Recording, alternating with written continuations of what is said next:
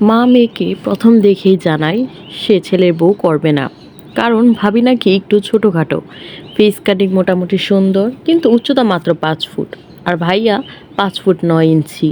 মায়ের মতে আরেকটু লম্বা হলে ঠিক ছিল, কিন্তু আজ নিজের মেয়ের বেলায় সেই নিয়মই বদলে গেছে। আমি তো ভাবির থেকে 1 ইঞ্চি খাটো, কিন্তু আমার জন্য সেরাটাই চাই মা। শুধু অন্যের মেয়ের বেলায় যেন তার মাপকাঠি আলাদা। ভাইয়ার বিয়েতে বাবা রাজি ছিল, আর সেখানে স্বয়ং ভাইয়ারই পছন্দ। তাই একলা মায়ের অপছন্দের বিষয়টা ধোপে টুকেনি।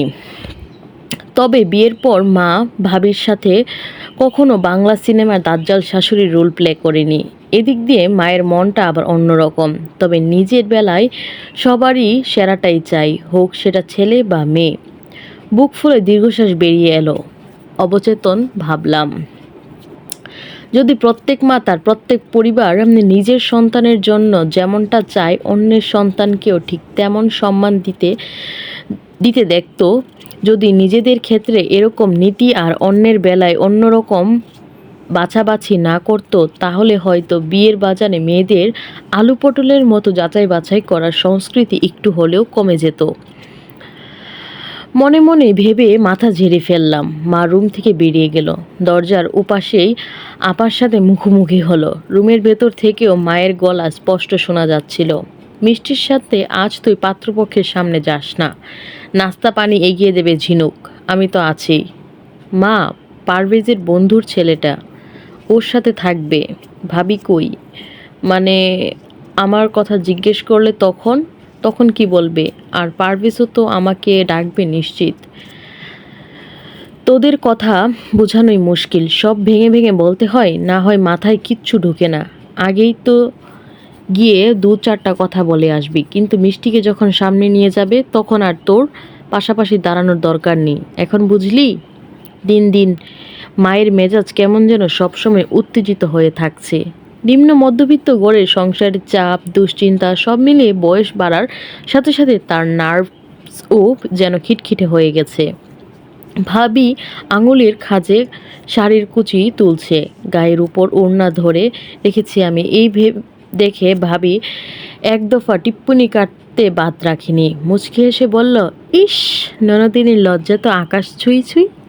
এই লাজুক ভাবটা কিন্তু বিয়ের পর তোমার বরকে ভালোই লাগবে। তবে ছেলে মানুষ আবার এই লাজুকতা ভাঙতে ওস্তাদ। লজ্জায় লাল হলো আমার গাল। আমি হাঁসফাঁস করে উঠে বললাম, ধুর, তুমিও না, কী সব বলছো?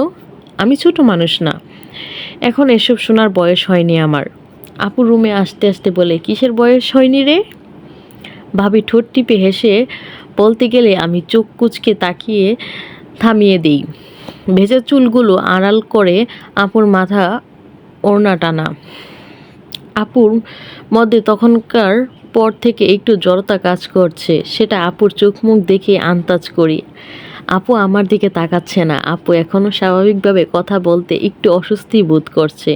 আপুর সাথে আমার ফ্রেন্ডলি সম্পর্ক। কলেজে যেতে প্রাইভেটে কোনো ছেলে কি বলেছে, রাতে শুয়ে আপুর কাছে সব শেয়ার করি।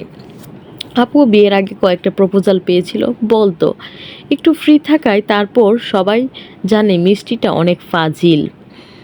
নিজের সেই ফাইজলামি গুণটা ধরে রাখতে আর আপুকে একটু জ্বালাতে মনটা উস্কানি দেয়। তাই তো ঠোঁটে শয়তানি হাসি টেনে টিপ্পনি কাটতে বললাম, আপু তুই লজ্জা পাচ্ছিস কেন বলতো? আরে, বেখেয়ালে জামাটা না হয় উল্টা পড়েছিলি, তাতে কি? ছোটবেলায় বিলাই প্যান্ট কতবার উল্টো করে যে পড়েছিলাম আমি, তার ইয়ত্তা নেই আমার, এখনো মনে আছে। শেষের কথাটা মেকি সিরিয়াস ভঙ্গিতে বলে মাথা নাড়ালাম। আপু মোটামুটি চোখে তাকালো। ভাবি শব্দ করে হেসে ফেললেন। দীর্ঘ সময় ধরে আমাকে সাজানো হয়। মেরুন রঙের সিল্কের শাড়ি, স্লিভলেস ব্লাউজ, দুহাতে স্বর্ণের দুটো মোটা বালা, হাতে আমার বিয়ের জন্যই গড়ে রেখেছিল আমার মা।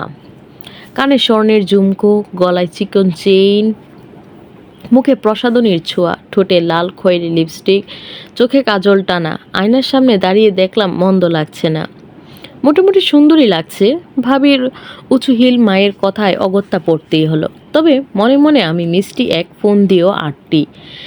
মিষ্টি কোনো কিছুতেই ছলচাতুরি থাকবে না, ফাইজলামি থাকলেও থাকতে পারে, অবশ্য সেখানে স্বচ্ছতা। দুলাভাইয়ের সেই বন্ধু ভদ্রলোকটি বাড়ি পাবনা শহরেই নাকি, ঘন্টাখানেক জার্নি করে একটু গ্রামে আমাদের বাসায় অবশেষে পৌঁছলো তার পথধূলি। দুলাভাই এগিয়ে গিয়েছিলেন তার বন্ধুকে আনতে। বসার ঘরে বাবা, দুলাভাই আর আগন্তুক কথাবার্তা বলছে। কিছু পল পর আপু এসে জানায় দুলাভাইয়ের সাথে ওনার বন্ধু তাহমিদ ছাদে আছে। আমি যেন এক চক্কর ছাদে থেকে ঘুরে আসি। ভদ্র লোকের ইউনিক মেয়ে দেখার কায়দা আমার খারাপ লাগলো না, বরং ভালোই লাগলো। ওই যেহেতু গতানুগতিক পাত্র বা পাত্রের পরিবারের লোকজন সামনে সেজে বসে থাকা, ওনারা একের পর এক প্রশ্ন করা, এই রীতি আমার কাছে বোরিংই লাগে। শাড়ির কুচি সামলে আপুর সাথে সিঁড়ি বেয়ে উঠছি, হঠাৎ বললাম, আপু তোর বরের বন্ধু খুব চালাক রে। আপু বলল, কেন রে? এই যে দেখ, ছাদের থেকে দেখবে বলে, ন্যাচারাল আলোতে খুঁটে খুঁটে দেখবে, তারপর ছাদে ঘুরে ঘুরে কথা বলার সময় মেয়ের হাঁটা চলাচল দেখাও হবে। মেয়ে ল্যাংড়া খোড়া নয় কি? আপু রাগত স্বরে বলল, তোর শুধু আজেরা কথাবার্তা। ছাদের দরজার ওপাশ থেকে আপু সাহস জোগাড় করলো ইশারায়। আমি বললাম, তুইও আয়। তুই যা, নিচে কাজ আছে আমার। ভয় পাস না, তোর ভাইয়া আছে। আমার বাড়ি, আমার ছাদ, আমি কেন ভয় পাবো? হ্যাঁ, ভয় পাওয়ার হলে ওই বেটা পাবে। ধুর, তোর শুধু ফাজলামি। ছাদে পা রাখতেই দেখলাম প্লাস্টিকের 4টি চেয়ার আর টেবিল রাখা। পারভেজ ভাইয়া মানে দুলাভাই ডাকলো আমাকে দেখেই। মিষ্টি আসো। ওনারা বসেছিলেন। আমি কোণে চোখে পাত্র মহাশয়ের দিকে তাকালাম। বিকেলের নরম চিকন রোদটা কামরাঙা গাছের পাতার ফাঁক গলে মিস্টার তাহমিদের মাথায় পড়তেই একটু চকচক করছিল। আর 2 বছর গেলেই শুল্কপক্ষের চাঁদের আলো যে ঝলমল করবে সেটা ঠিক কল্পনা করে নিলাম।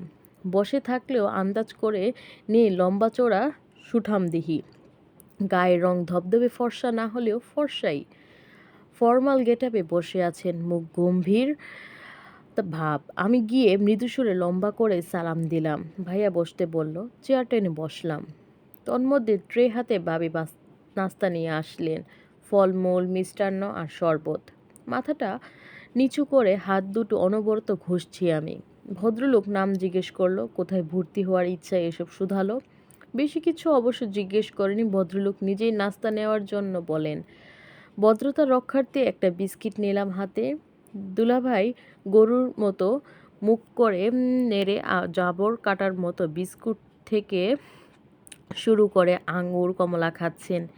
মিনিট 10 খাওয়ার আগেই মিস্টার তাহমিদ বলে ওঠেন, পারভেজ, মিস মিষ্টিকে আসতে বলতে পারো, ওনার বোধহয় আনইজি লাগছে। ভাইয়া বলল, আরে কিছু জিজ্ঞেস করার থাকলে করো, হ্যান্ডরাইটিং দেখবে, খাতা কলম আনতে বলবো?